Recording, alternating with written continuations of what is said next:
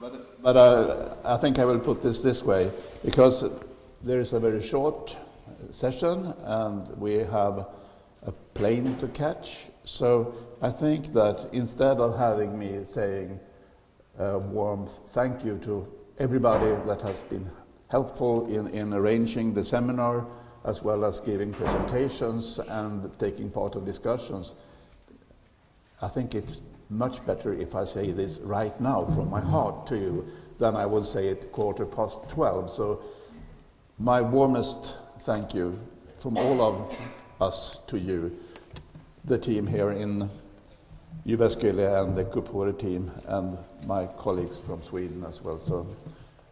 So this is not the last thank you, but this is a formal thank you so much.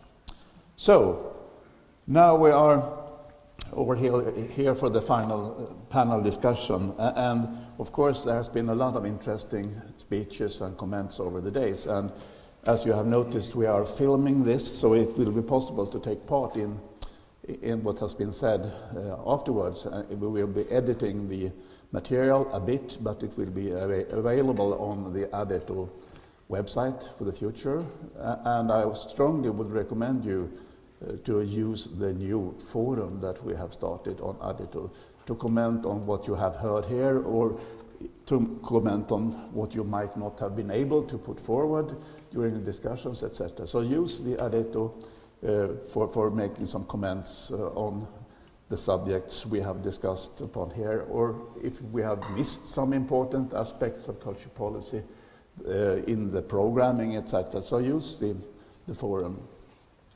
I don't think that I'm the right person to try to make a very quick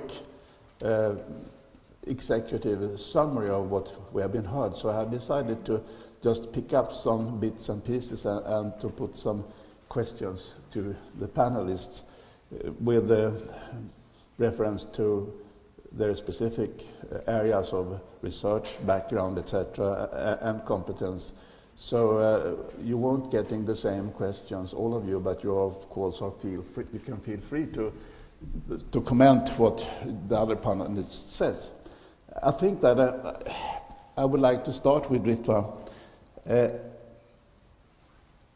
with this rather naive or question.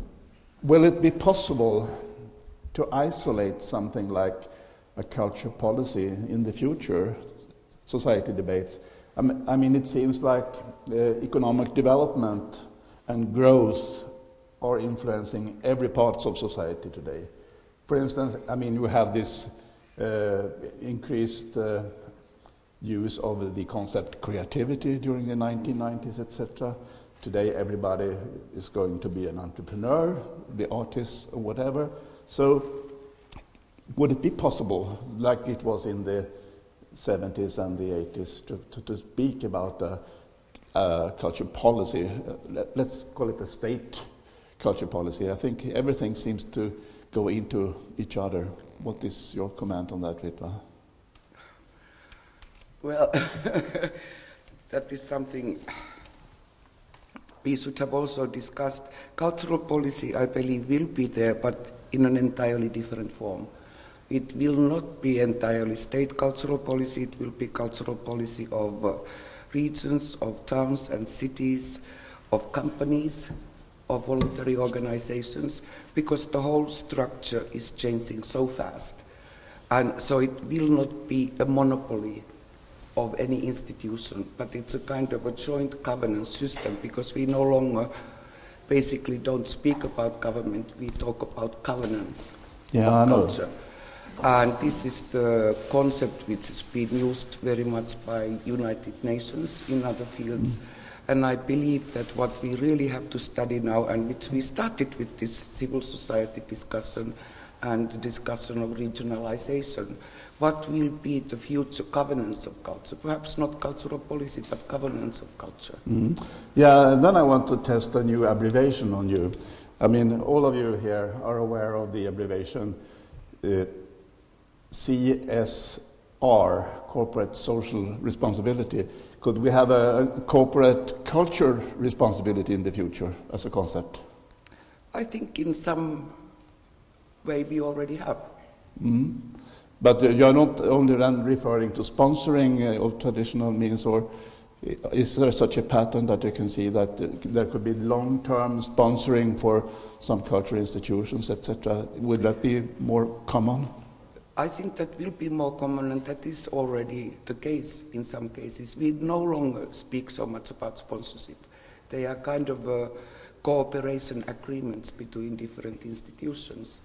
And whether that will be very widespread, that I cannot say. But I mean, I haven't talked about sponsorship for 10 years. And for example, in Finland, well, let's take our Museum of Modern Art, they are constantly collaborating with different companies. And so it's not sponsorship, it's working together towards the same goals, and they have to find a way in which they can best work. And that is also part of the sort of a bigger governance picture, which is now emerging everywhere in Europe and in the Western world in particular. And Nordic countries, as we have heard now during these 2 days, we have had very good, very solid structures, public structures, but also our civil society has been extremely well organized. And now, as the new developments are taking place, it is very difficult for the new structures to come in, particularly as it is a question of public financing. For example, when you look at networking structures and different ways of working and producing and consuming culture, our cultural policies in the Nordic countries are still very much directed towards institutions and institutionalized cultural life. And that is, I feel, is our burden. Our past is our burden for the future. And that is a challenge for Nordic cultural policies, I believe. And Tobias, I'm sure you agree with this, because you ended up with networks and started with these big popular organizations which have been our strength. But I hope that this strength won't become our weakness. I think that I will pick up these civil society aspects, and maybe I should address both Miikka and Tobias with respect to the role of civil society. As in my background as historian many years ago, we didn't have the concept of civil society. Then we talked about popular movements. I'm referring now to my research during the 1970s. I know that the concept historically, civil society goes back to 19th century, but in its modern use from the Anglo-American world, more or less, in Sweden we imported it mainly during the late 1980s and during the 1990s. I sometimes get the impression that it's the concept civil society has turned out to be transferred more into something like a magic spell in a way. I mean, as the public sector is stepping down and we have to find other ways to finance different parts of society, so let's rely on civil society. Am I seeing ghosts right now? But is there a real... I mean, the politicians and the governments, they are of course looking for financing sources and finding ways of handling much of what has been doing over decades. But so now they have put their belief in civil society. So am I watching ghosts here when I listen to all this belief in the role of civil society? I've been working in civil society myself, so I know I have some comments on that. But what do you say, Miikka? Thank you. That's a very interesting view, but I'm losing my concepts here. Sorry. Sorry for that. no, it's my fault. Thanks. I don't think that you're just seeing ghosts. Some might argue that, but I think from the perspective of the expectations coming from the public sector, and especially expectations expressed in those celebrational rhetorics. That's the way that civil society is depicted often, and all the expectations for civil society organizations are described. But I think what Ritva said about the present situation, all the challenges in the present situations, there are also challenges of civil society organizations to a great extent. And so the civil society organizations, they have to deal with they have to deal with new perspectives and new aspects concerning the governance issue, the governance of the society, but their own organizational governance as well. So how should that be dealt with in the future when the situation is rather new and the expectations are more powerful than before, perhaps? And they also need to clear their relation or their attitude towards the entrepreneurship and the entrepreneurial spirit, especially the ethos of entrepreneurship. And that's something that is not discussed to a very great extent in the Finland or Finnish cultural policy and in the Finnish civil society in general. So that's something that needs to be discussed in the near future.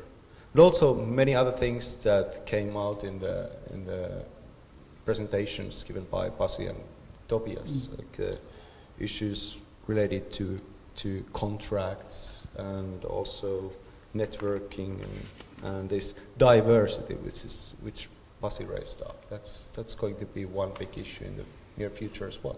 Mm-hmm. Yeah, thank you. I think I would also turn with the same question to Tobias here, because as far as I'm aware of the Swedish debate, a lot of this new emphasis of the role of civil society has been connected to social welfare issues. A number of organizations that have faced big problems losing members and maybe losing part of their role in society, to them this has opened new possibilities to taking actively part, to provide different kinds of social services, etc. But I'm not familiar with the situation for the cultural civil society organizations. So is there such a difference that mainly it's the organizations, the NGOs working with more or less social welfare issues that has been taking the chance to come on in the limelight, so to say, of the debate now, or do you see it also from the culture sector? I do see it also from the cultural sector, but the policy changes that have occurred have typically, or the major policy changes have been in the social area. There we see agreements which are kind of pointing towards a more active role for civil society organizations in providing services. And there is, I think, quite clearly a hope among these organizations to take over responsibilities for which the government will still be responsible for funding. So I think you got the right idea there. Cultural policy has changed less. I also think that the concept of civil society, as you hinted, came from English to Swedish. And it brought with it, I think, a normative expectation that civil society should be independent from the state. Whereas in Sweden, the civil society organizations we're talking about haven't been very independent from the state. We have had a fairly corporative system. So this is an ideological clash to some extent. On the other hand, there is also a tendency, I think, to overestimate the independence of state and civil society even in the Anglo-Saxon world. Things like rules for tax deductions tend to influence financial strength of civil society organizations quite a lot. And the idea that gifts to organizations should increase rapidly without policy changes, for example, in taxation, in grants giving, and might be kind of overestimated. But it's also a cultural issue that a lot of things in Sweden are expected to be a government responsibility.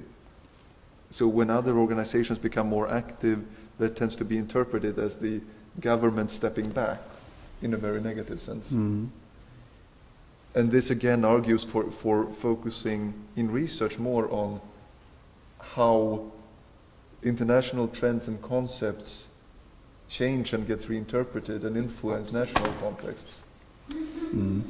Yeah, we have a very interesting example right now referring to the Nordic welfare model, where there has been a rather highlighted article in The Economist about the Nordic model recently, where they point to that the Nordic model functions very well, despite the fact that the state is so strong, but it gives the possibility for the individual to be individual, so to say. So, but I'll come back a bit later to in what way we are supposed to be more alike Western European countries here in Finland and Sweden. So, but I just noticed that the model has been highlighted with respect to that. There was quite a lot of interesting comments about this nation building, nation formating process that took place, which were of course quite different in Finland for obvious reasons, together with Norway, of course, during the 19th century. Iceland, I'm not that familiar with, even though I've been there a number of times. But so there we have obvious differences between Sweden and Finland. What about nation building today? Is culture policy, and in what way recognized? If you take in media, for instance, as you are working with Karina with journalism and that kind of issues, do you see nation building today through culture, and how is that covered in media, would you say? Yeah, well, public service broadcasting is one policy field.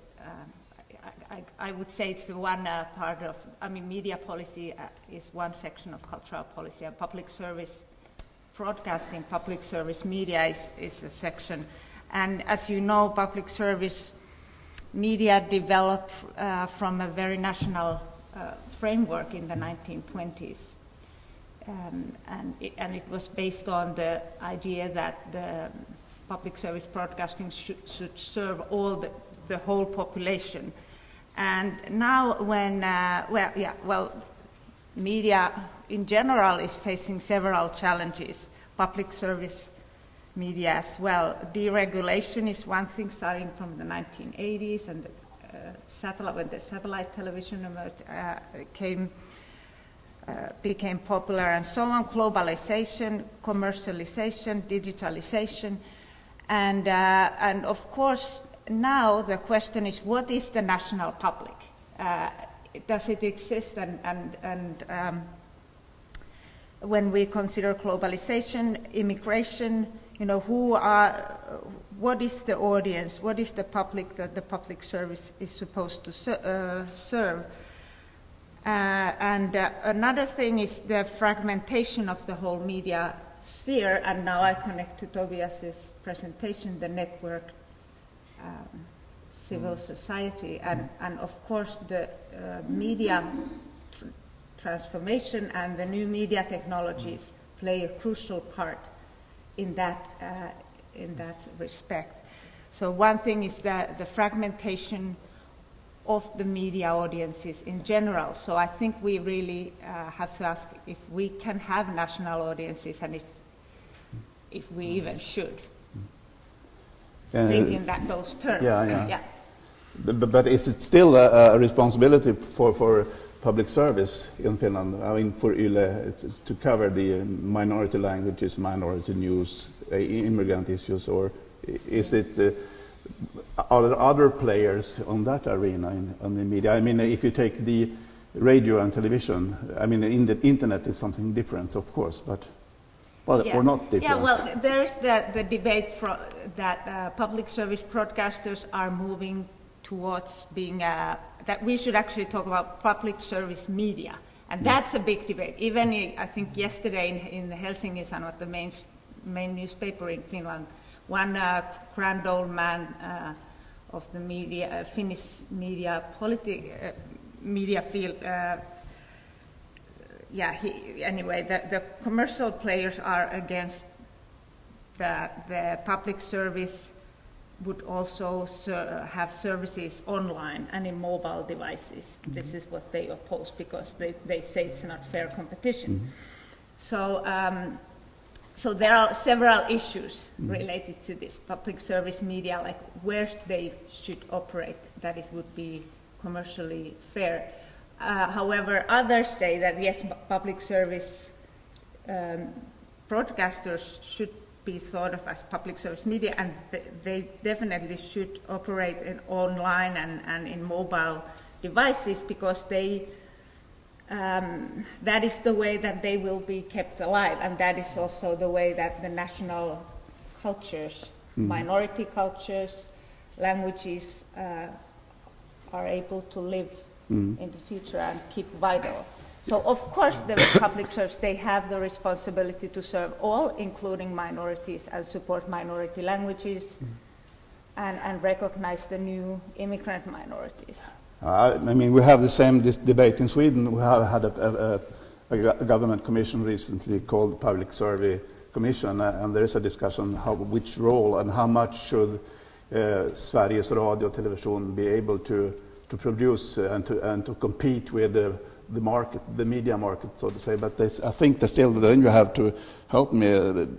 The main responsibility is likely to be kept at Swedish Radio and Television, as far as I know. Do you know, Erik, if the role of Swedish Radio and Swedish Television when it comes to cover minority languages, etc., is that questioned? I don't think so far. It's not at question. No. It's evident. They just all the minority languages has been more and more secured during the years, and I think it's at its peak right now. Mm-hmm. Then I think I would turn a bit to one of the main issues for this colloquium, and I don't know if it was so wise to have this title. I mean, two sides of the same coin. We heard yesterday presentations where there was a discussion of centralization, regionalization, etc., etc. So, Jenny, I have another question to you later, but how would you say that how much alike are the sides of the coin with reference to your speech and your colleague's speech yesterday? How alike are we really in the trends? This is a scary way of doing a panel, I think. Like, oh, I'm going to ask you, what's the meaning of life? I want to know. I want to be enlightened. I think that Pasi actually made the most relevant comment here, that we don't know enough to really say how much alike we are and how much different we are. More research. More research, yeah, and more empirical research. And actually, when I very quickly tried to prepare for this panel, this was the main point that I would like to make, is that the need for more comparative research. Because I think that we can all agree that still in the Nordic countries we share some kind of basic principles of viewing, in particular perhaps the relation between the different sectors in society. So I thought also that the presentations by Tobias and Pasi showed this, although Pasi was very careful to point out that there are also important differences. But we have some kind of common framework, I would say, still. But whether in which regards it is changing now, for example, you also posed the question whether we're becoming more similar to other Western European countries, for example. I really couldn't say, not in the cultural policy research field, because we simply don't know. So that's actually going to be my answer. Yeah. Sorry. No, not being sorry. I then turn to cultural policy research in a way. I mean, as we are hosted by two cultural policy research institutions here, but both by the university here and by CUPORE, I'm a bit curious on the role of cultural policy research for the future, and also which possibilities there is to conduct cultural policy research both in Finland and in Sweden. And is there a risk that there will be too much focus on monitoring and evaluations also for the academic institutions? I mean, Erik's new agency where he works has this role to evaluate and to monitor, both in-house but also to buy professional competence. But is there also a need for independent, curiosity-driven research? Of course, you will say yes, but what are the conditions for that kind of work? Erik, your agency, can you commission more or less targeted basic research, or have you very specified projects that you identify when you're asked to have studies made? Well, our task is to evaluate the initiatives and actions of the government within the frame of cultural policy. That is, more practically, we look into what the Ministry of Culture actually do, and we try to evaluate that with the objectives for the national cultural policy as a background, to see what results and what effects come out from the initiatives and actions.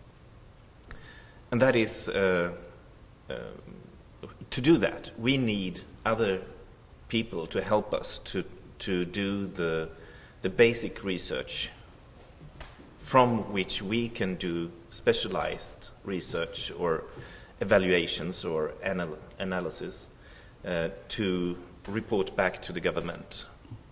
Hopefully for them, in our remit, we are supposed to give recommendations to the ministry. And we know from research that results and reports that have been made from agencies like us, but in other political fields or by researchers, reports that are given to the government is not used unless the results in the reports are in line with the government's ideas. Mm-hmm. Otherwise it goes down, in the big archive. Yeah. So that is quite a challenge to try to write something that is going to be used in the policy making. Within what I hope for that my agency could contribute to is to enlarge the number of researchers in Sweden, maybe in the Nordic countries, to be interested in the questions that we usually speak about in the realm of cultural policy research. And as we have been heard several times during these 2 days, the culture is not a singularity. It is part of many different areas and many different political areas. So I would say that if we can find a connection with other agencies like our own, or with other research institutions, or in direct contact with different universities in Sweden, to have a conversation, have a dialogue, communicate what culture nowadays is about, I really hope for that we can come to other kinds of research and other kind of results that actually could be used by the government. A kind of invitation also to colleagues. Yeah. I hear. When it comes to the premises to make curiosity-driven research, I might be unfair now towards my colleagues from Sweden, Tobias and Jenny, but I got the and Erik is a former researcher as well. Why is it so that the research environments here in Finland are stronger, more people than in Sweden? I had been trying to support that kind of research in my former life, but what is your opinion on why is the situation as it is? Jenny? I was discussing this with Anita actually yesterday, and I think that one important aspect is that, for example, here in Jyväskylä, students at all levels are educated in cultural policy. And we really don't have that in Sweden. We have a few university settings, for example in Linköping and in Borås, where you can do courses on cultural policy, but not a whole program. And I think that this is an crucial element in fostering new generations of cultural policy researchers. Now, having said that, I would like to agree with Erik, actually, that also I think that the Myndigheten för kulturanalys is a good thing for cultural policy research, since you've done a very good job in taking charge of the monitoring aspect. Research-based, but still the monitoring aspect in a very good way. But as you indicated, we also need another kind of research, which is more driven by curiosity and not, the interest of specific governments. And then I would also like to suggest that it is important that in the cultural policy research field that we don't close in too much on ourselves.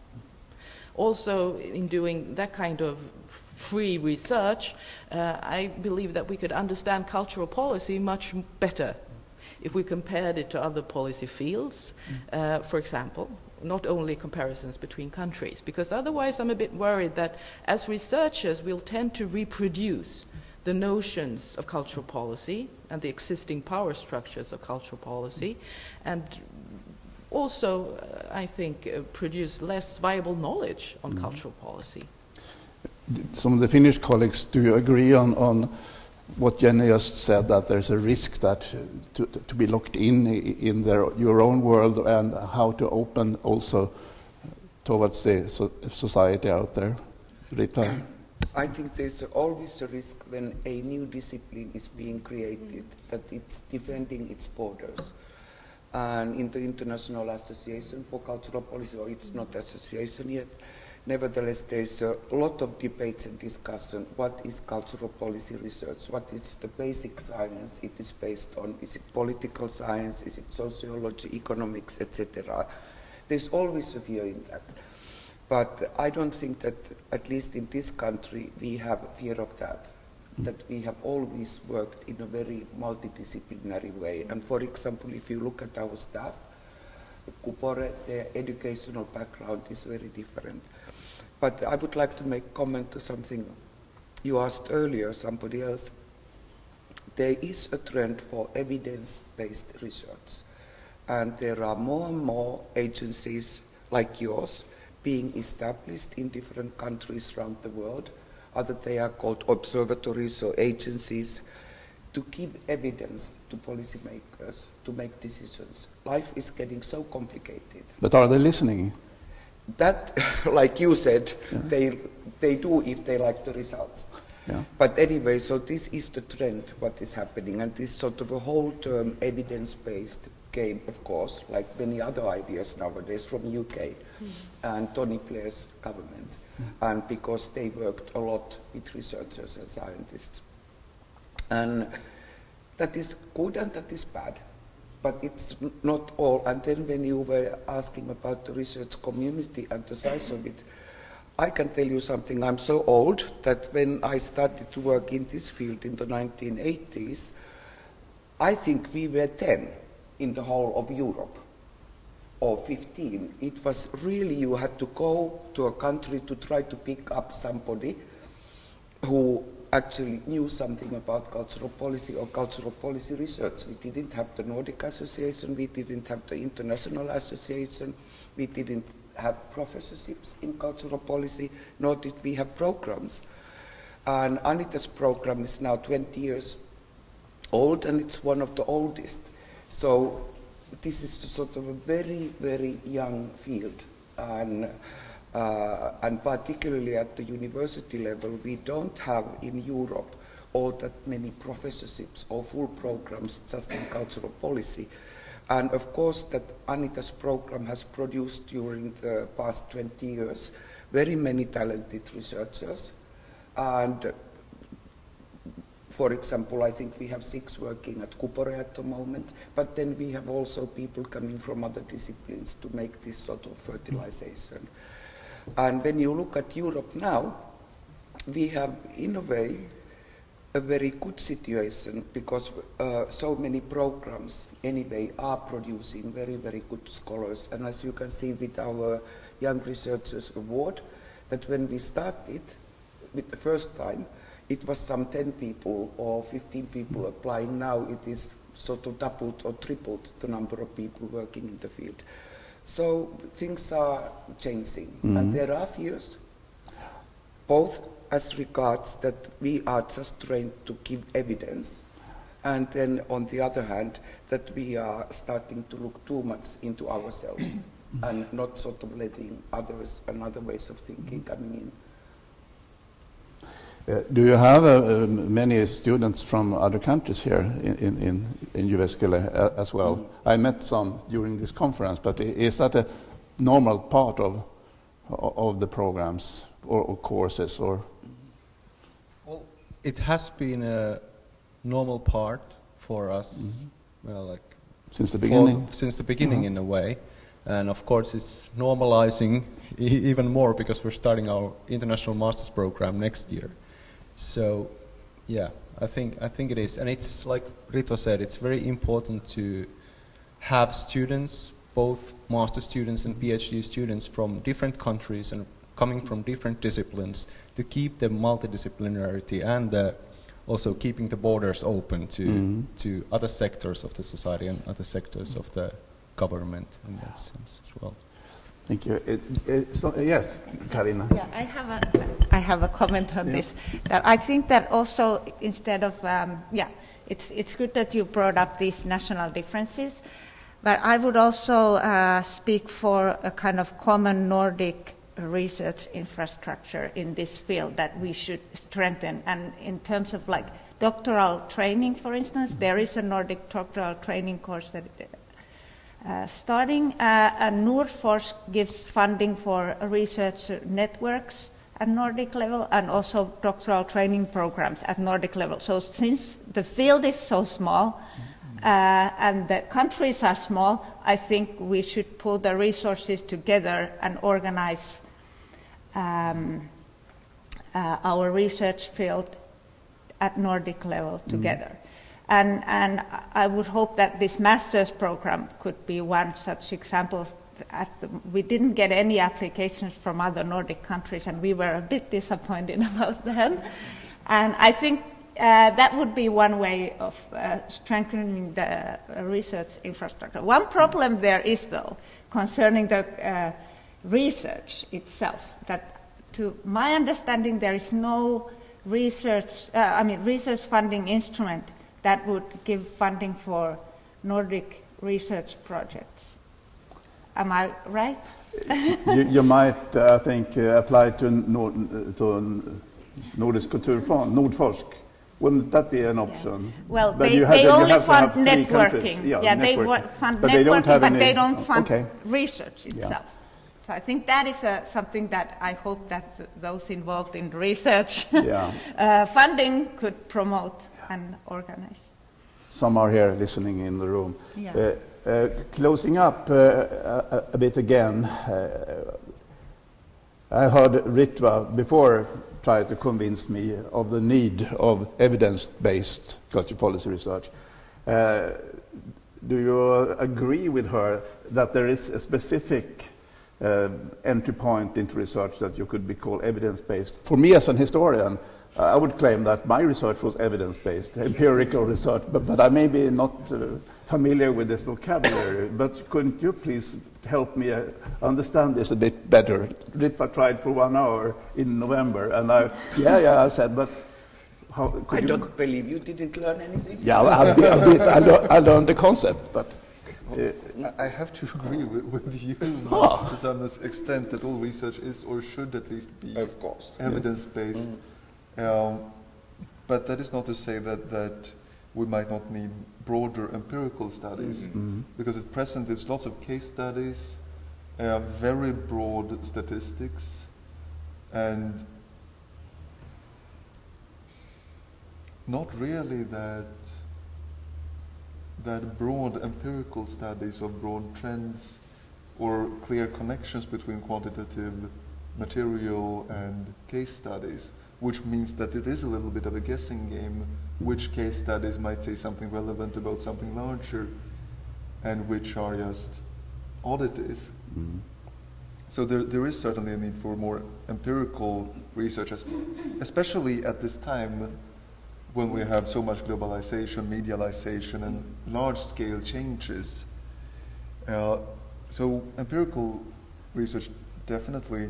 On the other hand, there is the case of evidence-based policy making, which is something completely different, which is probably going to benefit the establishment of cultural policy research in Sweden as a field, I think, because we have now a contact point in the government structure and so on. But it also carries the risk that we might become a rhetorical tool for government interests. So it shouldn't be the only research that's done, because that would be very problematic. But you should also have the aim to enlighten the overall society by using Addeto, for instance, and other channels in order to put political pressure that way. Jenny? Yeah, I also want to comment on evidence-based research, because I find the term a bit scary, really. And it's not that, because I truly believe in the need for research-based evaluation. That's what I think that both CUPORE and Myndigheten för kulturanalys is actually doing. But the term evidence-based is very problematic. It conveys a very specific epistemological framework that all research should provide evidence or proof of a state of fact. And as you know, we have several epistemological frameworks that are quite different from that. And I think that it's extremely important for cultural policy research that we don't close in on one single epistemological standing point. And also, I've seen so many examples, especially in local and regional cultural policy, where evidence-based policy making is used in a very crude and quite vulgar way, where the continuous search for example, to prove that culture is indeed important. And from my point of view, that's also part of the trend towards removing the political aspect from cultural policy and cultural politics, because it makes everything a matter of management. Returning to your point about marketization. And I think that this is it's only a matter of proving that culture is good for healthy people, and then everything is fine. And it's not a question of discussing what cultural values should we together decide that we want to promote. Thank you. I'm afraid that almost let the spirit out of the box right now, but as I'm closing the box again. So I think that a final comment. I don't think I can open for any questions from the floor. I'm sorry to say. Please write on the forum, because we are running out of time. A final round in the panel, maybe. Is there ways that now everybody has a chance to say something in 15 seconds? How could we make politicians and policymakers to listen to the research results? Is it possible? Erik already said that if it fits the policymakers, then it's okay. What ways can we use? To be as open as we can about how culture matters in society. Yeah. Okay, Ritva. Well, we have one policymaker there who has been with us for 2 days, making important decisions involving. Exactly. And Miikka? Yeah, I think we can make them listen and we can make them understand. And often the case is that we offer those results coming from the basic research, coming from the curiosity-driven research, because they are the most surprising for the politicians in most cases. Yeah. Okay. Tobias? To make politicians listen, politicians care about voters, which would mean that to make politicians listen, you would either need to make the voters listen first, the general public, or B, say something interesting about values that matters to the public, that is the voters. Karina? Yes, I agree. I think we need to have something very important to say that it's worth listening. Jenny? Yes, I think I would agree with every previous speaker, but I think that it's not so important that we as academic researchers should make politicians listen so much as to make them think. And that's what I think that Miikka was saying. And I find that politicians are quite interested in that. And I think that we should trust more in our competence as academic researchers, in that what the kind of knowledge that we produce is actually relevant to politicians. It doesn't have to be directly implemented in a specific policy framework. Okay, so take with you all that are present here and the panel especially. Try to construct or to build this Nordic network to keep this good spirit and even more research going on for the future. So by that, I'm sorry that I couldn't open for any questions, but that's due to the time restrictions. So you can write on the forum. You remember the name of the web portal? Addeto, in good Finnish pronunciation. So by that, I would like to say thank you so much to Jenny, to Karina, to Tobias, to Miikka, Ritva, and Erik for taking part of the conference and in this final panel. So, and as I said, thank you to Anita and everybody before. I say it, no more, but I'm very, very grateful, and I have learned quite a lot. I mean, this often quotation, lifelong learning, yes, I believe in it. So thank you so much.